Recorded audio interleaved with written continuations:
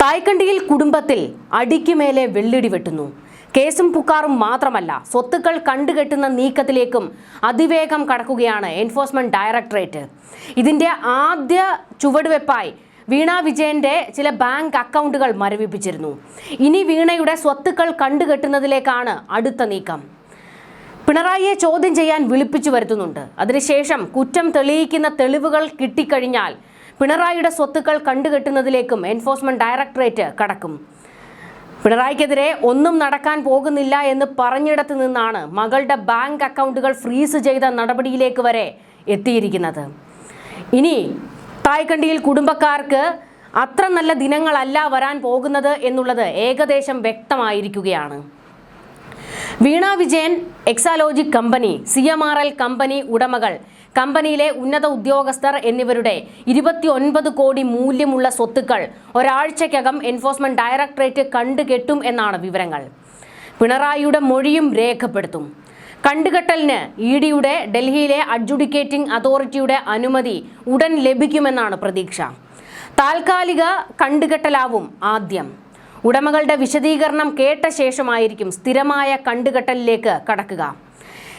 ED റെയ്ഡിലും തുടരന്വേഷണത്തിലും കണ്ടെത്തിയ സ്വത്തുക്കൾ, മരവിപ്പിച്ച സ്വത്തുക്കൾ തുടങ്ങിയവയുടെ വിശദാംശം ശേഖരിച്ചിട്ടുണ്ട്. വീണയുടെ ഭൂസ്വത്തുക്കൾ, എക്സാലോജിക് സൊല്യൂഷൻസിന്റെ സ്വത്തുക്കൾ എന്നിവയുടെ പട്ടികയും തയ്യാറാക്കി കഴിഞ്ഞിട്ടുണ്ട്.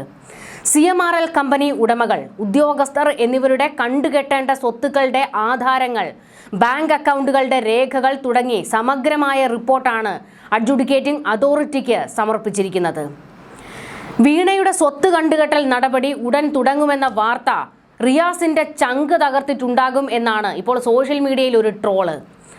റിയാസ് മരുമോനും മാസപ്പടി ബെൽറ്റിൽ ഉണ്ടെങ്കിൽ ED വിടില്ല. പലതും കണ്ട് തായ്ക്കണ്ടിയിൽ കുടുംബത്തിൽ ചെന്ന് കയറിയ റിയാസിന് എല്ലാം കൈവിട്ടു പോകുന്നത് എങ്ങനെ സഹിക്കാനാകുമെന്നാണ് ചില പരിഹാസങ്ങളൊക്കെ വരുന്നത്. ചെന്ന് കയറുന്ന വീട്ടിൽ ഒരു നല്ല കാര്യം നടന്നാൽ എല്ലാം വന്നു കയറിയ മരുമകളുടെ ഭാഗ്യമാണെന്നൊരു വർത്തമാനം നാട്ടിൻപുറങ്ങളിലുണ്ടല്ലോ. എന്നാൽ വന്നു കയറിയ മരുമകൻ കാരണം തായ്ക്കണ്ടി കുടുംബത്തിന് ഇപ്പോൾ വെച്ചടി ഇറക്കമാണെന്നാണ് പരിഹാസം. വീണയെ കല്യാണം കഴിച്ചത് മുതൽ മുഹമ്മദ് റിയാസ് കേൾക്കാത്ത തെറികളും പരിഹാസങ്ങളുമില്ല. കപ്പിത്താന്റെ മകളെ കല്യാണം കഴിച്ചതിന് മന്ത്രി കസേര സ്ത്രീധനം കിട്ടിയ ലോകത്തിലെ ആദ്യത്തെ മരുമകൻ, തനിക്ക് ശേഷം പാർട്ടിയുടെ താക്കോൽ പിണറായി കൊടുക്കാൻ പോകുന്ന അടുത്ത നേതാവ്, ക്രൈം നന്ദകുമാറിന്റെ ഓഫീസിലിരുന്ന ലാവ്ലിൻ തെളിവുകൾ നശിപ്പിച്ചതിന് ഉദ്ദിഷ്ട കാര്യത്തിന് ഉപകാര സ്മരണ എന്ന പോലെ മകളെ കെട്ടിച്ചു കൊടുത്തു, പിണറായി പതുക്കിയതെല്ലാം അനുഭവിക്കാൻ പോകുന്ന മുതല് തുടങ്ങിയ എല്ലാ കാലത്തും റിയാസിന് നേരെ പരിഹാസങ്ങൾ ഡസൻ കണക്കിനാണ്. പക്ഷെ അതിലൊന്നും അങ്ങനെ തളരുന്ന ആളല്ല മുഹമ്മദ് റിയാസ്. വീണയുടെ സ്വത്തുക്കൾ കണ്ടുകെട്ടുന്നത് റിയാസ് എങ്ങനെ സഹിക്കും എന്നുള്ള ട്രോളുകൾ വരുമ്പോൾ CPMകാർ പോലും ഇപ്പോൾ അടക്കം പറഞ്ഞ് ചിരിക്കുകയാണ്. ഇനിയിപ്പോൾ വീണയുടെ മാസപ്പടി കുറച്ച് റിയാസിന്റെ അക്കൗണ്ടിലേക്കും എത്തിയോ? അങ്ങനെയും ഒരു ചോദ്യം. എന്തായാലും ട്രോളുകളുടെ ചാകരയാണ്. പിണറായി പാർട്ടിയിൽ നിന്ന് പടി ഇറങ്ങിക്കഴിഞ്ഞാൽ റിയാസിന്റെ രാഷ്ട്രീയ ഭാവി അതോടെ കൂമ്പൊടിയും. പിണറായി ഉള്ളതുകൊണ്ടാണ് ഇങ്ങനെ പിടിച്ചു നിൽക്കുന്നത്. ആ കാലം കഴിഞ്ഞാൽ CPMകാർ തന്നെ പപ്പും പൂടയും പറിച്ച് റിയാസിനെ മൂലക്കിരുത്തും. എന്തായാലും റിയാസിന് ഇനി അത്ര നല്ല സമയമല്ല വരുന്നതെന്നും ഏകദേശം വ്യക്തമായിരിക്കുകയാണ്. ഭാര്യ ഇനി മാസപ്പടി കേസിൽ അകത്തായി കഴിഞ്ഞാൽ എന്തായിരിക്കും റിയാസിന്റെ അവസ്ഥ എന്നുള്ള ചോദ്യവും ഉയരുന്നുണ്ട്.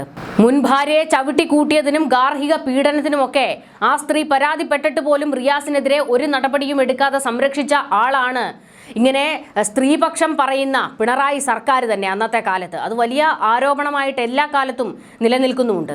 അങ്ങനെ വരെ മരുമകനെ സംരക്ഷിച്ച ഒരമ്മായിയപ്പൻ ഇന്നിപ്പോൾ മകളെയും മകനെയും മരുമകനെയും ഒന്നും സംരക്ഷിക്കാൻ കഴിയാത്ത ഗതികേടിലേക്ക് കൂടി എത്തിയിരിക്കുകയാണ്.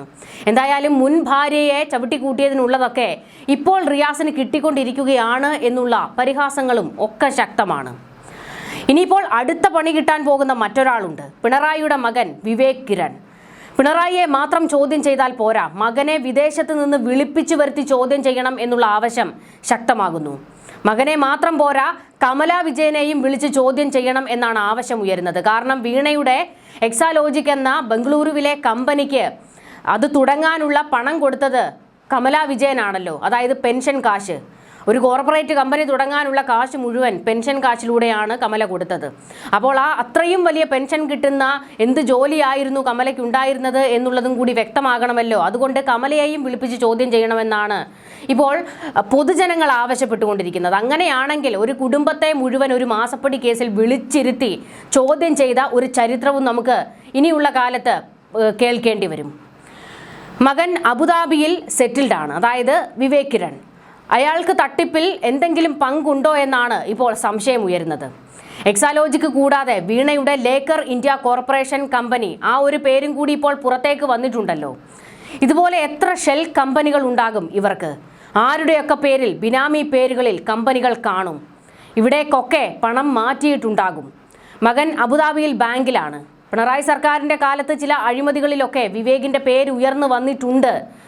ആ ആരോപണങ്ങൾ പിന്നീട് കെട്ടടങ്ങിയെന്നും മറ്റൊരു കേസിൽ, അതായത് വടകരയിലെ ലൈഫ് മിഷൻ ആരോപണ കേസിൽ ED വിവേകിന് സമൻസ് അയച്ചതാണെന്നും മകനെ കേന്ദ്രീകരിച്ചും അന്വേഷണം വേണം എന്നുള്ള മുറവിളികളും തായ്ക്കണ്ടിയിൽ കുടുംബത്തെ ഒന്നാകെ വെട്ടിലാക്കുന്നുണ്ട്.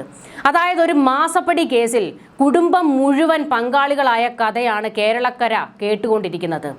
മൂക്കത്ത് വിരൽ വയ്ക്കുകയല്ലാതെ മറ്റ് തരമില്ല. കാരണം ഇവരെല്ലാവരും കൂടി, അതായത് കുടുംബക്കാരെല്ലാവരും കൂടി ഒത്തുചേർന്നിരുന്നാണോ ഈ ഒരു അഴിമതിക്ക് അല്ലെങ്കിൽ മാസപ്പടിക്ക് പ്ലാൻ ഇട്ടത് എന്നുള്ളതാണ് ചോദ്യം ഉയരുന്നത്.